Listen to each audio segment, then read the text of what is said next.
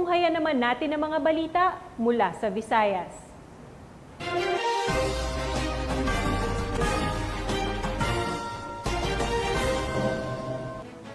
Agad na remusponde ang mga kapulisan matapos makatanggap ng isang bomb threat ang mga estudyante ng Cebu sa Technological University Main Campus sa pamamagitan ng isang post sa Facebook.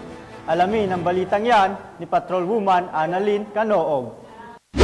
Agarang responde ang mga kapulisan ng Cebu City matapos makatanggap ng impormasyon patungkol sa isang bomb threat sa Cebu Technological University Main Campus noong October 21, 2024. Batay sa ulat ng pulisya, may nakitang Facebook post galing sa isang individual na si John Steve na kung saan naglalaman ito ng pagbabanta na mayroong umanong bombang itinanim sa paaralan. Sa tulong ng mga tauhan ng Police Station 3, Cebu City Police Office sa pangunguna ni Police Major John Limbert C. Station Commander, katuwang ang RICO 7, K9 ng Cebu City, SWAT, Cebu City Police Office, CCDRMO, BFP, at EMS ng Barangay San Roque, Cebu City, agad nagsagawa ng pagsusuri sa nasabing universidad. Upang matiyak ang kaligtasan ng mga mag-aaral, nagpasya ang Cebu Technological University Main Campus, Campus Director Ramel Genobiagon, na suspendido ang mga klase ngayong araw at pinayuhan ang mga estudyante at faculty na umalis at huwag munang pumasok sa campus. Matapos ang masusing investigasyon, idiniklara ni Police Colonel Antonieto Y. Cañete, City Director, Cebu City Police Office, na wala namang natagpo ang anumang bomba o pampasabog sa nasabing lugar. Gayunpaman, patuloy pa rin ang investigasyon upang matukoy ang pagkakakilanlan ng taong nag-post ng banta online. Sa mga public na nagpo-post aning